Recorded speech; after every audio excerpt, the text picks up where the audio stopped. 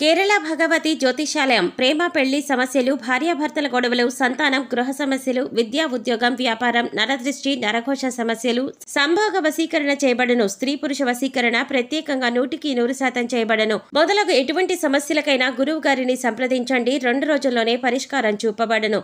Pandit Ramanachari. Cell number 9113881062. ఓం శ్రీ మాత్రే నమః. ఛానల్లోకి స్వాగతమండి. ఈ వీడియోలో మనం మీన రాశి వారి గురించి తెలుసుకోబోతున్నాం. ఈ రాశి వారి జీవితంలోకి అక్టోబర్ 5వ తేదీన రాబోతున్న ఆ ఇద్దరు వ్యక్తులెవరు? ఆ ఇద్దరి రాక వల్ల మీ జీవితం ఎటువంటి మలుపు తీసుకుంటుంది? ఈ రాశి వారికి అక్టోబర్ 5వ తేదీన అసలు ఏం జరగబోతుంది?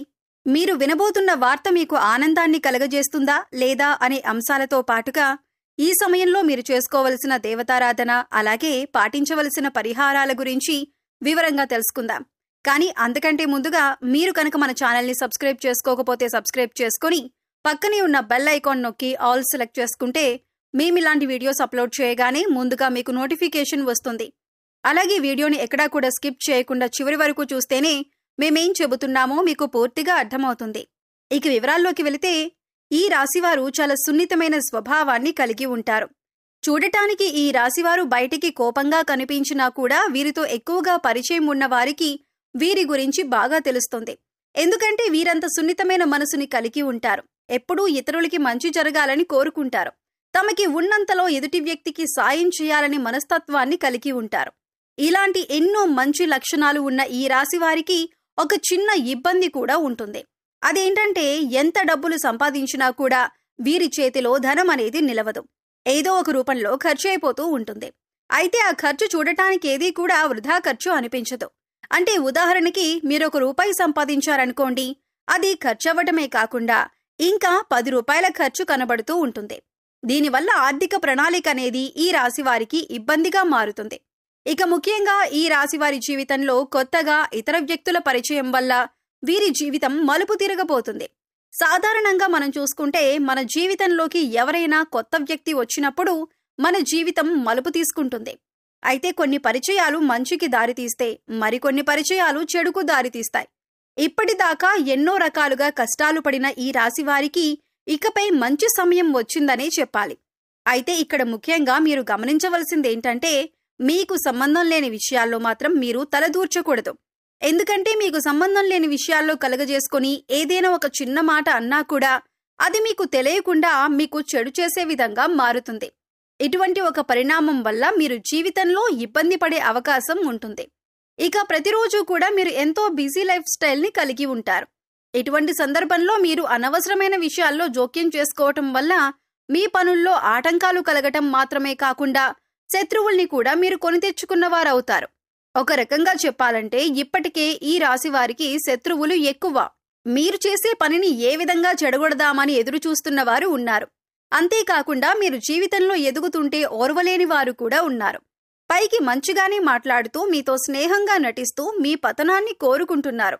మరి ఇటువంటి సమయంలో ఇద్దరు నూతన వ్యక్తుల పరిచయం మీ జీవితాన్ని మలుపు తిప్పుతుంది అనటంలో ఎటువంటి సందేహం లేదు. అయితే వీరి పరిచయం వల్ల మీకు మంచి జరగబోతుంది. ఇక ఇద్దరు వ్యక్తులు మీ జీవితంలోకి వచ్చారని ఎలా గుర్తించాలి, వారి పేర్లు ఏ అక్షరంతో మొదలవుతాయి అనే అంశాలను ఇప్పుడు వివరంగా తెలుసుకుందాం. మీ జీవితంలోకి రాబోతున్న మొదటి వ్యక్తి యొక్క పేరులోని మొదటి అక్షరం ఏ అనే అక్షరంతో మొదలవుతుంది. అలాగే మరొక వ్యక్తి యొక్క పేరు చూసుకున్నట్లయితే ఎస్ అనే అక్షరంతో పేరు మొదలయ్యే వ్యక్తి కూడా మీకు నూతనంగా పరిచయం అయ్యే అవకాశం ఉంది. అయితే ఇప్పటికీ ఆ అక్షరాలతో పేర్లు మొదలయ్యే వాళ్ళు మీ జీవితంలో ఉంటే కనుక వాళ్లే అని మీరు అనుకోవద్దు. ఇప్పుడు కొత్తగా ఈ వ్యక్తి పరిచయం అవ్వటం వల్ల మీరు చేస్తున్న వృత్తి, ఉద్యోగ, వ్యాపారాలలో అనూహ్యమైన మార్పులు చోటు చేసుకుంటాయి. ఇక మీరు విద్యార్థులైతే కనుక వీరి పరిచయం వల్ల ఎన్నో నూతన అవకాశాలను మీరు పొందుతారు. మీ విద్యకు సంబంధించి జీవితంలో ఎన్నో నూతన ప్రయత్నాలను చేసి వాటిలో విజయం పొందుతారు. ఇక విదేశాలకు వెళ్లాలి అనుకునేవారు ఈ నూతన అభ్యర్థుల పరిచయం వల్ల మీకు వారి నుంచి కావలసినంత సహాయం లభిస్తుంది. మాట సహాయం కానీ, ఆర్థిక సహాయం కానీ, దీనివల్ల మీరు జీవితంలో ఉన్నత స్థానానికి ఎదగటానికి సహాయపడుతుంది. ఇక మీరు చేస్తున్నటువంటి ఎటువంటి వృత్తి, ఉద్యోగ, వ్యాపారాలైనా కూడా ఈ వ్యక్తుల రాక వల్ల విస్తరింపబడతాయి. ఉద్యోగంలో మీకు వారు ఎంతో సహాయం చేస్తారు. ఇక వ్యాపారపరంగా చూసుకున్నట్లయితే వీరి కారణంగా మీకు ఆర్థిక లాభాలు పొందే అవకాశం కూడా ఉంటుంది. అలాగే ఈ సమయంలో మీరు అందరినీ నమ్మకూడదు. ముందుగా ఎదుటి వ్యక్తులు మీ మంచికి చెబుతున్నారా లేదా వారు మీ చెడు కోరుకుంటున్నారా అనే అంశాన్ని మీరు గమనించాలి. లేదంటే అది మీ జీవితం పైన ప్రభావం చూపించే అవకాశం ఉంటుంది. ఎందుకంటే మీ పక్కనే ఉంటూ మీతో స్నేహపూర్వకంగా మాట్లాడుతూ మీ చెడు కోరేవారు కూడా ఉంటారు. అందుచేత ఈ విషయంలో మీరు చాలా జాగ్రత్తగా ఉండాలి. ఎందుకంటే గతంలో మీకు వారు ఎంత చెడు చేసినా, అలాగే వారు చెడు చేశారు అని తెలిసినా కూడా మీరు మళ్ళీ వాళ్లతో మాట్లాడేటప్పుడు వాళ్ళు మీకు చేసిన అన్యాయం గుర్తుకు రాదు. అది మీ అతి మంచితనమనే చెప్పుకోవచ్చు. అందరినీ తొందరగా నమ్మేస్తారు, అలాగే అందరూ మనవాళ్లే అని అనుకుంటారు. అయితే ఎప్పుడూ కూడా అతి మంచితనం అనేది ప్రస్తుత సమాజంలో మంచిది కాదు. అది మీ చేతకానితనమని అందరూ అనుకుంటారు. అందుచేత ఈ విషయంలో తగిన జాగ్రత్తలు తీసుకోండి. ఇక ఏదైనా వ్యాపారంలో కొత్తగా పెట్టుబడి పెట్టాలి అనుకుంటే మాత్రం ఈ సమయంలో మీరు ఇతరుల మాట విని తొందరపడి పెట్టుబడి పెట్టొద్దు. ఇక ఏదైనా వ్యాపారంలో కొత్తగా పెట్టుబడి పెట్టాలి అనుకుంటే మాత్రం ఈ సమయంలో మీరు ఇతరుల మాట విని తొందరపడి పెట్టుబడి పెట్టొద్దు. కనీసం మీరు అనుభవజ్ఞుల సలహాలను పాటించాలి.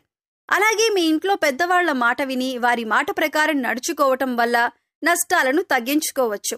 లేదా ఇతరులు చెప్పారు కదా మనం చేసేద్దామని తొందరపాటుతనంతో నిర్ణయం తీసుకుంటే మాత్రం కష్టాల్లో పడే అవకాశం ఉంటుంది. ఇక కుటుంబ సభ్యుల మధ్యలో ఏవైనా చిన్న చిన్న మాట పట్టింపులు ఉన్నా, అభిప్రాయ భేదాలు ఉన్నా కూడా మూడో వ్యక్తిని మీ మధ్యలోకి రానీయకండి. ఎందుకంటే ఇది పెద్ద గొడవలకు దారి తీసే అవకాశం ఉంటుంది. ఏదైనా సమస్య ఉంటే మీరు డైరెక్ట్గా కూర్చొని సమస్యను మాట్లాడుకొని పరిష్కరించుకోవచ్చు. ఇలా చేయటం వల్ల మీకు మానసికంగా కూడా ప్రశాంతంగా ఉంటుంది.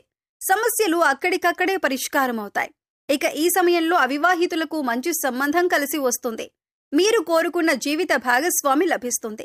అలాగే ఆరోగ్యపరంగా చూసుకున్నట్లయితే ఈ సమయంలో మీరు దగ్గు, జలుబు, ఆయాసంతో కొద్దిగా ఇబ్బంది పడే అవకాశం ఉంటుంది.